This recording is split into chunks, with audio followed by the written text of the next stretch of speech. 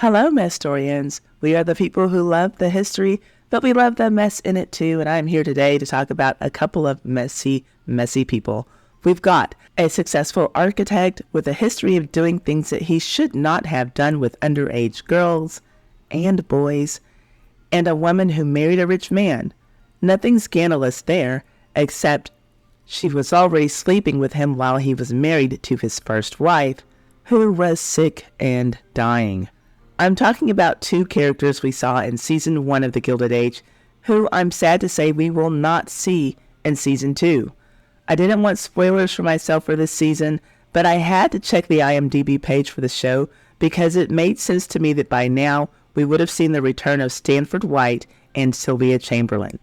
With Bertha Russell's architecture career taking off so quickly, I'm surprised that his mentor, Stanford White, isn't in some of his scenes, giving a little guidance. And with the money that Bertha Russell needs to raise for the new opera house, it seems like Sylvia Chamberlain might have made a good fit for her to be one of the people to approach. Or maybe she could have been a good friend to the old Jezebel, Mrs. Blaine.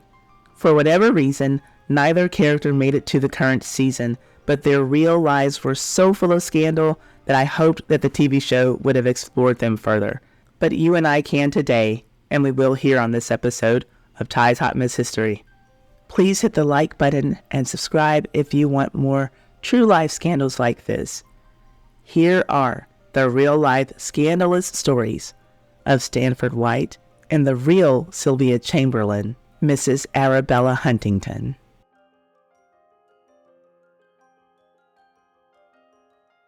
Whether or not you know the name Stanford White, you are likely familiar with, at the very least, the name of some or all of these projects.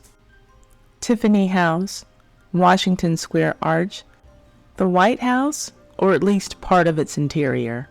Maybe you have even visited some of these landmarks. They all have one thing in common: Stanford White, the architect who designed them, and he was killed in one of those great structures that he designed, the second Madison Square Garden. He was killed over a woman. Her husband knew that Stanford White had been inappropriate with her, and that's putting it very mildly, when she was a young girl. The sad thing is that for this woman, Evelyn Nesbitt, her husband was no better than Stanford White. This is the story of two disgusting predators whose wealth made them look like gentlemen, and a young woman who was truly faced with choosing the lesser of two evils, and the murder case that was the first to be called the trial of the century. Let's get into it. But first, if you like these videos about the most scandalous people from yesteryear who make Ty's Hot Mess History a time capsule for the culture, subscribe, follow, do whatever you gotta do so that you can know every time that I upload one of these videos or every time that I live stream, and hit the thumbs up and share this content to support me for free. Thank you. Now on to why you are here. Stanford White was an American architect who designed homes for the wealthy and public buildings. In case you have been watching HBO's hit show, The Gilded Age, he is depicted in the show as the man who designed the palace for the uber-rich George and Bertha Russell. Though they were a fictional couple, that's a pretty accurate description of who his typical clients were.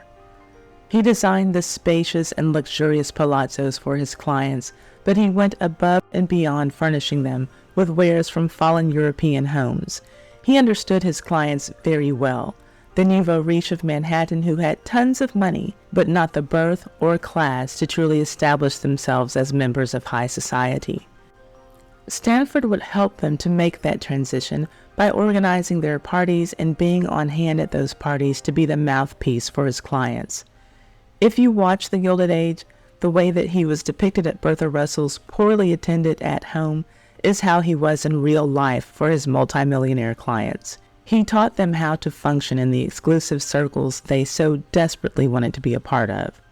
Some of his most well-known projects are the Washington Memorial Arch, the New York Herald Building, Pennsylvania Station, Madison Square Presbyterian Church, the Fifth Avenue mansions for the Astors and the Vanderbilts, and Madison Square Garden. The second one, the one that stands today, is the fourth one. The one that White built was located at Madison Avenue and 26th Street. the same location as the first one. It was constructed in 1890 and demolished in 1925. It is also where Stanford White was killed with 3 bullets to the back of his skull. When he built the second Madison Square Garden, he left his signature all over the complex, including a sunken pool for water shows, so that he could enjoy seeing women in skin tights, and a tower that had private apartments. The tower was topped with a Diana statue. She wore no clothes and was covered only in gilding. Many considered it to be a perverted display, but it showed where his mind was, for under that statue of Diana, in that tower were the private apartments. Stanley occupied one of them, and it was used for carrying on sexually with anyone who wasn't his wife, very often people who were underage. White came up in the days when a formal education was not necessary, and he did not have one. He developed his skills as an apprentice to Henry Hobson Richardson, who was one of the greatest architects of his day. Then, in 1878, he studied architecture for a year and a half in Europe, and it's easy to see the European influences in his work. When he returned to New York, he teamed up with 2 other architects and created the firm McKim, Mead & White, each of their last names. He designed a lot of buildings for a lot of wealthy people, and because of that, was able to change his own station in life. Stanford White was not born into wealth, but 5 years after he started his firm, he was able to marry into a socially prominent family because his hard work earned him a ticket into the right social circles. His wife was a 22-year-old Bessie Springs Smith. But for Stanford, like many men of his era, when he went out on the town, it wasn't with his wife, it was with one of his girlfriends. And it was while he was married that he lived his most scandalous double life that ended in his death. Stanford was killed by a woman's husband. When Stanford was sexually involved with her, she was not a woman, but a young girl, and it was against her will. The young woman was Evelyn Nesbit. It is impossible to tell the story of Stanford White's life, or at least his death, without mentioning Evelyn Nesbit. She deserves a separate video dedicated to her life. Evelyn was thought to be a neck-turning beauty in her day.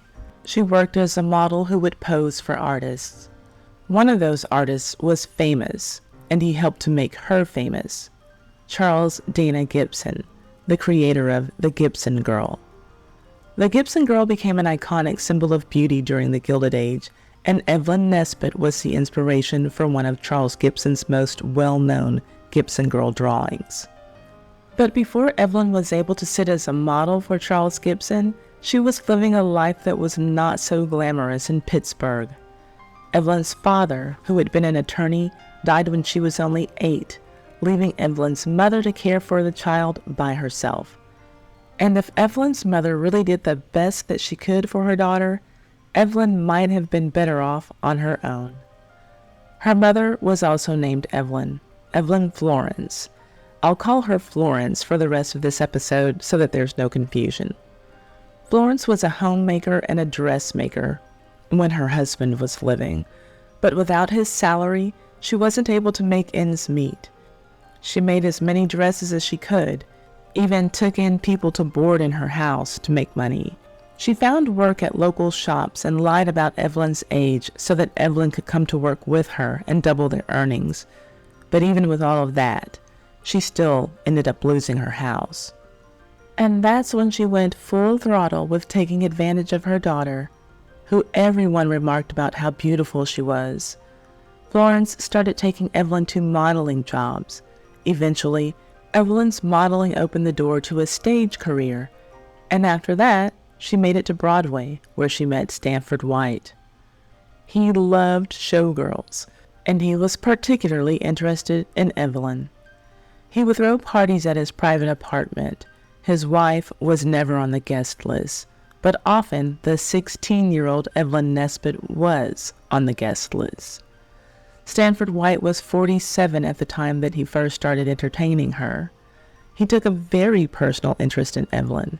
He paid for music lessons for her and used his connections to help advance her Broadway career. He even moved Evelyn and her mother from their tiny accommodations in a low-income rooming house in a poor part of town to an elegant hotel and started paying their bills. He told the world that she was his ward, as if he were some kind of guardian or father figure to her. In today's language, we would say that he was grooming her, and her money-hungry mother allowed it because she was tired of being poor and having to work so hard. Well, when Florence told Stanford that she wanted to go back to visit family in Pittsburgh, rather than saying that she would take her daughter with her, Stanford White offered to babysit Evelyn. Florence agreed to the arrangement. And it was while her mother was gone that Stanford dropped the father figure act and started acting really flirtatious and sexually suggestive towards Evelyn. Stanford had this red velvet swing in his apartment. He liked to put Evelyn on it, undressed, and push her until she almost touched the ceiling. He got something out of that. His behavior around Evelyn was already inappropriate, but one night while her mom was gone, things got even worse. He took, and I mean took in every sense of the word, her virginity after giving her alcohol, which was likely spiked with something. It caused her to pass out, and when she regained consciousness, she learned that she was no longer a virgin. It sounds so insane, but she ended up falling in love with him at this time. But when she learned that she wasn't the only teenager he would entertain in his apartment, she got jealous and started dating younger society men in an effort to make him jealous. During this time, the showgirls, stage actresses, chorus line dancers, gaiety girls, whatever you might call them, the ones who were very young and pretty and performing on a stage somewhere, had men lined up to court them. Sometimes the men were single. Almost just as often, they were married. They would come to their performances, want to meet them backstage where they would give them flowers and gifts and promises of leaving their wives, anything to be with these young, pretty performers. And that was the married men. The single men, of course, were just looking to make these women their wives, still offering gifts and wanting to wine and dine them and show them off around town. Evelyn was a prize in that set, and many offers came her way. Of course, her mother would have had to approve of the guys who wanted to court her, and she always turned down the ones with little to no money. Eventually, she settled on one, after repeatedly receiving flowers from a man whom she had never met, but only knew as Mr. Monroe from the signature on the cards on the flower bouquets.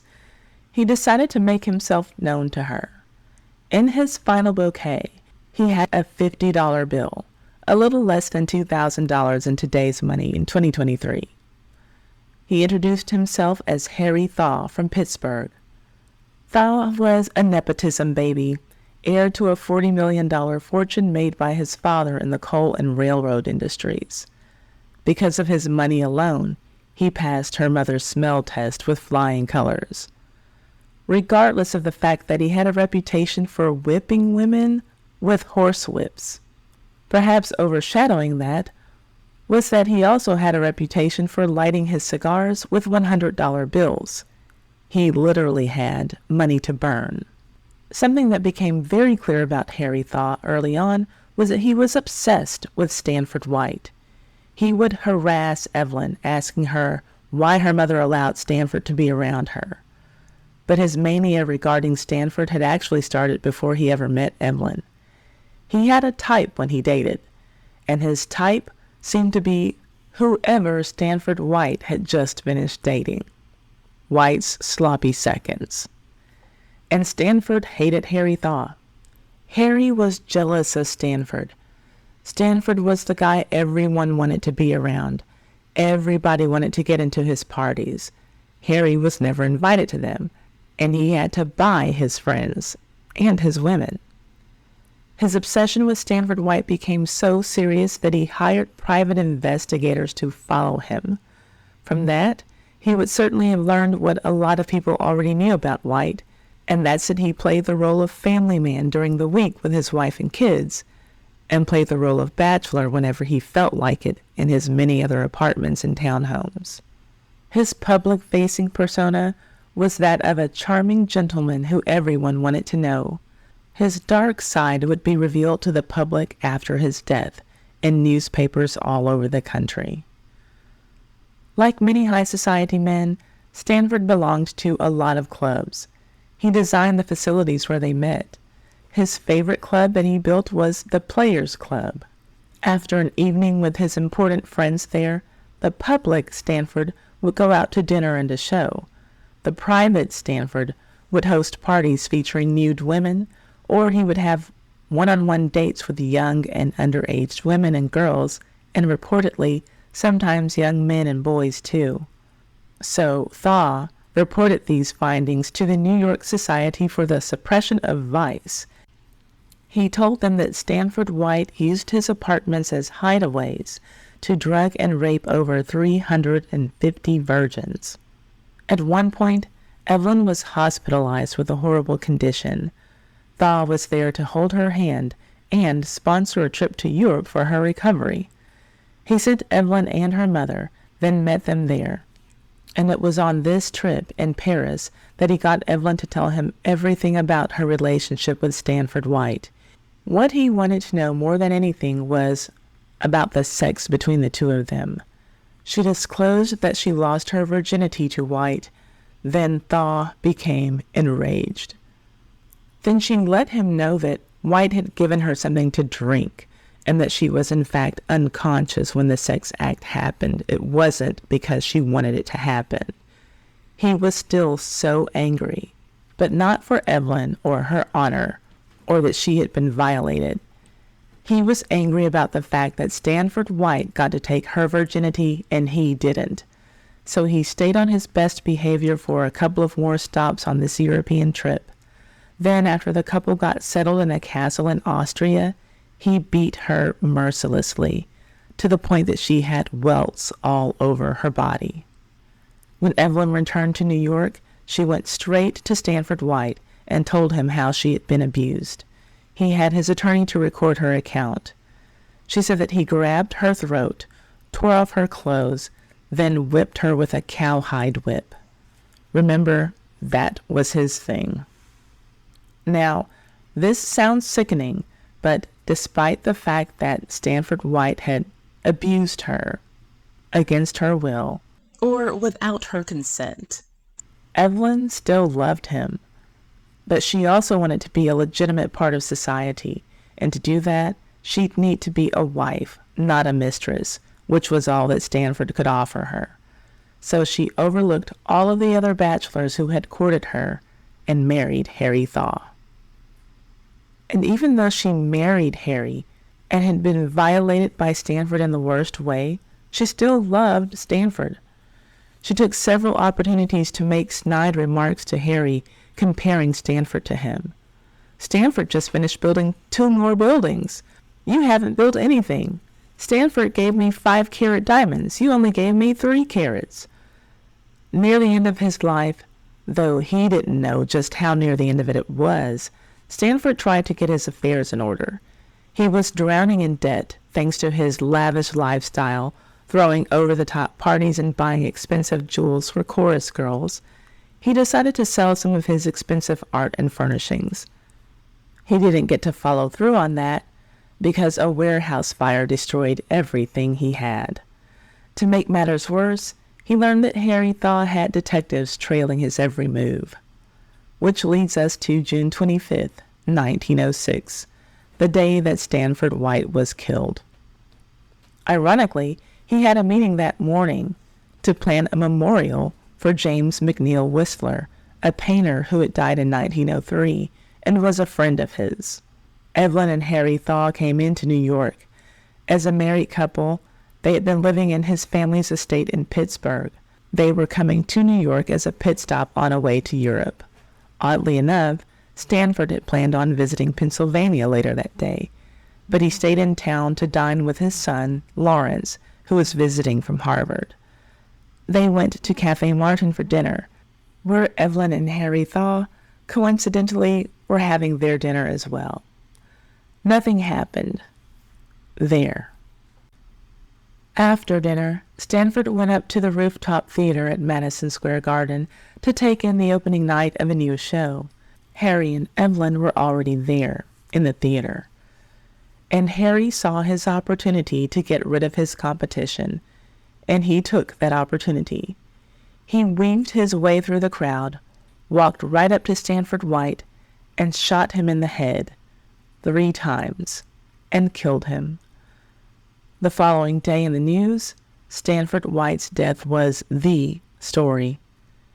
Harry Thaw would have his day in court in what the news media called the trial of the century. The story sold a lot of newspapers because for the working class, this was a glimpse into the lives of the wealthy, people they despised because they worked so hard to make them rich, those filthy bosses of theirs as they saw it. Just for context, this was a time when 1% of the country's population controlled 90% of its wealth, and a number of those wealthy people lived on Fifth Avenue in houses built by Stanford White. So yeah, the working class New Yorkers were eating this story up. They couldn't afford tickets to attend the theater at Madison Square Garden, but they were getting all of the drama that they needed from their 5-cent newspapers. The story was huge and quickly became a topic of dark pop culture. Just days after Stanford White's murder, a silent film was made, dramatizing it. While waiting to learn his fate in a prison cell, Harry dined on food from Delmonico's, about as upscale in dining as you can get. After pleading innocent by reason of temporary insanity, 11 weeks of testimony, and a jury deliberating for 47 hours, its members were deadlocked, and there was a second trial. In this one, Thaw's attorneys removed temporary and claimed that he was just flat out insane. After 25 hours of deliberation, the jury found Harry Thaw not guilty on the grounds of insanity, and he was sentenced to a prison for the mentally insane. Then, 7 years into his sentence, he was declared sane. How convenient. One of Harry's first orders of business upon his release was to divorce Evelyn. But she might have been okay with that, because even after all that Stanford White had done to her, she said that he was the only man she ever loved.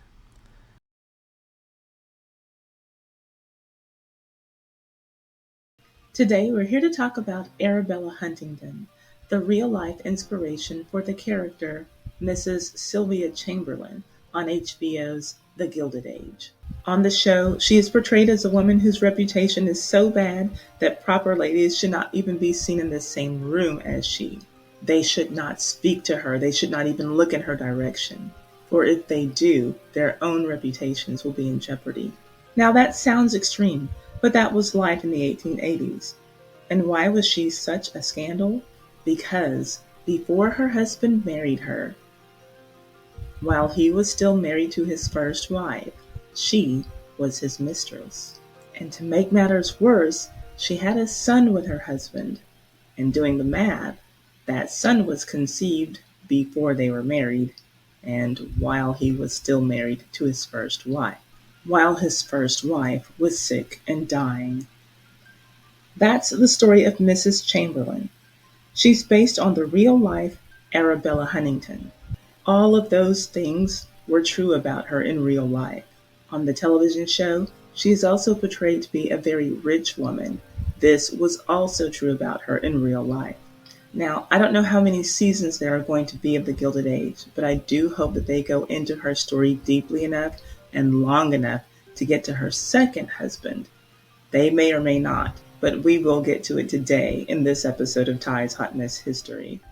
Arabella Huntington is the real-life inspiration for the Gilded Age character Mrs. Chamberlain, who is played by Jean Tripplehorn. From this point on in her story, I will stop referencing the HBO TV show. If you watch the show, then you know which character I'm talking about. If you don't watch the show, that's just fine. The real-life story of Arabella Huntington is better than fiction, and you don't need to follow that TV show to follow this video. Arabella Huntington was one of the richest women in the country in her adult life, but she grew up poor and without a father. She made a name and a fortune for herself at a time when only men were able to make such moves. She married a man who knew how to make money, and she knew how to spend it. And I don't mean that she knew how to spend money in the typical sense, like when you think of a housewife who's married to a really wealthy man and she just spends his cash as quickly as he can earn it. No. What I mean is that she had a really good sense for business. She purchased items that appreciated in value, like real estate and art. She had one of the finest art collections in the country. She had every reason to be proud of herself. But she lived a great deal of her life in shame, and that had a lot to do with her son. She loved him, but times were different then. It was the late 1800s, and he was born out of wedlock. Her bundle of joy, her bouncing baby boy, was born a secret that she needed to keep. And from the moment that he was conceived, Era spent the rest of her life lying about the timeline of his existence in an effort to legitimize his birth to her high society circles that never really accepted her as one of them. But we'll get back to her son's birth. Here's what we know about her birth. Arabella was born around the year 1850. Remember, this is a time when birth records weren't exactly a top priority, and it was even less of a priority if you were a girl. Her parents were Richard and Catherine Yarrington. Arabella was born in Alabama, and that's where she lived with her family until her father died when she was about 9 years old. This left her mother, Catherine, in a tough position. You see, Arabella was just one of 5 children, so Catherine had to make some money to feed all of her babies, and she came up with a plan that worked. She opened a boarding house in Richmond, Virginia. Fast forward about 10 years. The man who would be Arabella's first husband crosses paths with her at her mother's boarding house. His name was Collis Huntington. He was part of what was called California's Big Four. That referred to the Big Four railroad company barons. Not only was Collis Huntington a part of the Big Four, he was the dominant member and the founder of Southern Pacific Railroad. Well, in 1869, he went to Washington, D.C. to lobby for federal money for a rail line going south from San Francisco. Now, this is the age of the robber baron. Here's how Oxford Languages defines robber baron: a person who has become rich through ruthless and unscrupulous business practices. Originally with references to prominent U.S. businessmen in the late 19th century. And Collis Huntington certainly fit this bill. And this is likely why he was the dominant member of the Big Four. On his lobbying trip in D.C., he fooled the members of Congress to get the money that he wanted. So he was asking for money to lay miles and miles of railroad track. And of course it costs less to lay track over flat land than it does land that's going through mountain ranges. But Collis wanted to squeeze as much money as he could out of the government, so he presented fake maps of California, showing them mountain ranges that did not exist. Why? Because it cost twice as much to lay tracks in the mountains. Now we're talking the late 1800s here, a time when it wasn't really a common thing to take business trips to go and survey land, especially almost clear across the country. Anyway, his request got approved. He got all of the money that he wanted, which was a lot more than he needed for his project. And where did that extra money go? Right into his fat pockets. And after all that lying to get his hands on some dough, a fellow's got to rest. And Collis Huntington rested at Catherine Yarrington's boarding house, Arabella's mom's place. And that is where he met his future wife, Arabella Yarrington, who would become Arabella Huntington if Collis got his way. And he usually did get his way. This was another one of those times that he got his way, eventually. But there were 2 obstacles in the way: John Worsham and Elizabeth Stoddard. John Worsham was the man who Arabella was dating. He ran a gambling parlor that Collis likely visited on his stay in the Washington, D.C. area. Now, some rumors went as far as saying that Arabella was married to John Worsham. That may or may not be true, But one thing that is true is that at that time that she was his girl, he was also a married man. Which brings us to the other obstacle to the Collis Huntington Arabella union, Elizabeth Stoddard. She was Collis Huntington's wife. But let's be real. Arabella obviously was no stranger to being with married men, and good old Collis didn't seem to be too concerned about his own wife. Roughly 9 months after Arabella met Collis, she had a son. There was always gossip about who the father was. Was it Worsham? The rumor was that after she got pregnant with Worsham's child, he left her, then went back to his wife. Or was Collis actually the father? It's hard to know, because she gave her son Worsham's last name. But is that something that she did just to keep scandal away from Collis Huntington's name?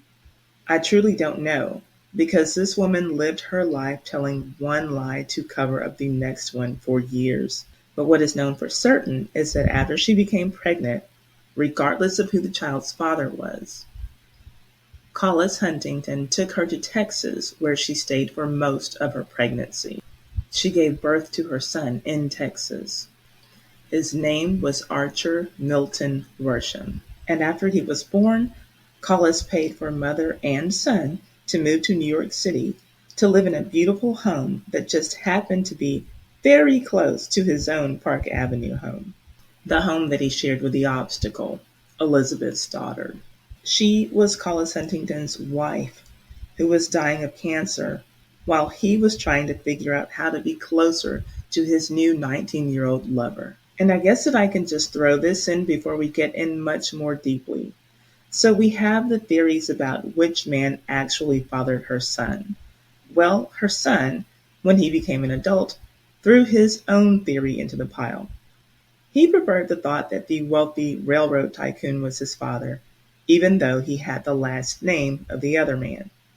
He contended that Collis took Arabella to New York to care for his invalid wife, and then, after that, the two fell in love, and later conceived a child, who was himself. It still doesn't make his parents seem like great people, but at least that way, it's the rich man's blood that is flowing through his veins in his version of the story. When Arabella arrived in New York City, she added another lie to her resume. She fashioned herself as the young widow of Worsham. And it's not like she was well enough known for anyone to be able to fact check her story, so it worked for a while. And I won't say that she taught Collis Huntington how to lie. He clearly knew how to tell lies, really good ones, as we can recall from his stunt to get more money out of the United States Congress. But he did join in on Arabella's lies about who she was and how she knew him.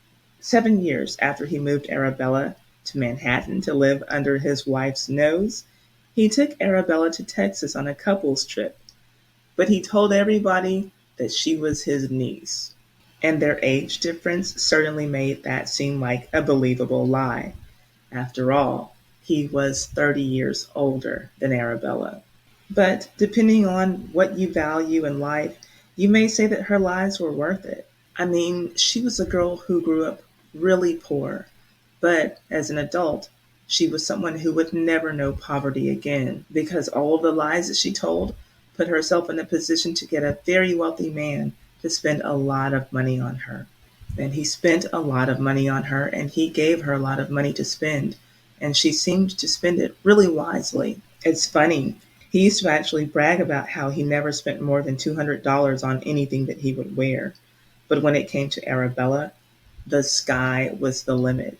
He showered her with everything that he could, and he loved to give her expensive jewels. But remember, she didn't just take money and just take things from him. She learned how to make money, and she was good at it. She took it upon herself to learn about real estate. She learned how to buy and sell high-end properties. As a matter of fact, J.D. Rockefeller bought one of the homes that she renovated to sell. She also learned about buying and selling stocks, and she made a fortune off of that too. Perhaps she thought that Collis would get tired of her one day and trade her in for an even younger mistress, so she'd better get all that she could while the getting was good. But he was in it for the long haul. That is, after his wife died. And his wife, Elizabeth's daughter, died in 1884, allowing Arabella to step up from the role of the side chick to official wife. They say you can't turn a hoe into a housewife. Well, Collis Huntington begs to differ. As if this couple's story wasn't scandalous enough by itself with just the two of them, the reverend who officiated their wedding ceremony led a life that was so scandalous that perhaps he was the only one fit to bless this mess. He was Reverend Henry Ward Beecher. He was the brother of Harriet Beecher Stowe, the author of the American classic Uncle Tom's Cabin. Now, Reverend Beecher had only one wife, but he had a long string of mistresses, and they were bold. They would come to watch him preach in church every Sunday. A new mistress, sitting there next to the church's first lady, his wife. After the wedding, the couple moved into his Fifth Avenue home. They had the money and the mansion, but their scandalous reputations made it impossible to join the ranks of high society. The Astors were the gatekeepers, and they would not let them pass through. They couldn't get into the ballrooms of the Astors or the Vanderbilts, who were fairly new to high society themselves. Though they couldn't get into the ballrooms of the Astors or the Vanderbilts, that didn't stop the Huntingtons from enjoying their life and their money, and they had lots of it. Arabella got Collis into purchasing art, and she built one of the most impressive collections in the world. In the year 1900, Collis died while he was on vacation. He was 78 years old, and he left most of his fortune, 2/3 of it, to his wife, Arabella, about $150 million. Adjusted for inflation, that's like having $5 billion today in 2023. His death left her one of the richest women on the planet. Well, she only got 2/3 of his fortune. What about the other third? That went to Collis's favorite nephew, Henry Huntington. And guess what else he got that belonged to his deceased uncle? His wife. Yes, Arabella married Henry Huntington, her husband's nephew, which means that she married her own nephew. It was by marriage, but still, that was her nephew. If he was her husband's nephew, he was her nephew too. Handling all the arrangements for Collis's estate brought them closer together at a time when it just so happened that Henry found himself being more distant from his own wife. You heard that correctly. Arabella had once again moved in on another lady's husband. But hey, the blame isn't all on her. It takes two to tango, and he was the one who had made the commitment to his wife. Anyway, Arabella and Henry Huntington got married right after he divorced his wife. I guess just to give her a point, I should mention that even though she was his aunt, there was no big age gap. Remember, she was much younger than her first husband, and the nephew and she were roughly the same age, either born the same year or just 1 year apart. And he had a palace built for her in California that was bigger and more luxurious than anything that she had ever known in Manhattan. And Arabella Huntington lived a bi-coastal life until she passed away in 1924, making herself a scandal from sea to shining sea. Thank you so much for joining me for this story. Doing something a little bit different here. I will go on and build a proper historical set so that I can come on camera and you can see that I'm not an AI. I'm a real girl, a real woman who loves history. I have a little more information on Arabella Huntington. If you want to hear about her tabloid scandal, let me know and I'll come on here at a later date and talk about that with you. Just let me know in the comments section. And I know that there are some other scandals that I need to get back to, like doing sequels on, and I will pick them up, especially with the Titanic series. There are some that I have promised and that I will do. My sources for this story are the Los Angeles Times Archives 1899, 1900, and 2000, and the Huntington Library Art Collections. This video has been brought to you by me. Well, my Patreon is a sponsor for this video. If you like these dirty scandals on my channel, then you'll love my Patreon, Ty's Too Hot Hot Mess History. It has all of the stuff that I can't talk about or show here because it's just too hot, too violent, too sexual, too graphic, too much. Come and join us there for the hot Hot Mess History. The link is in the description box.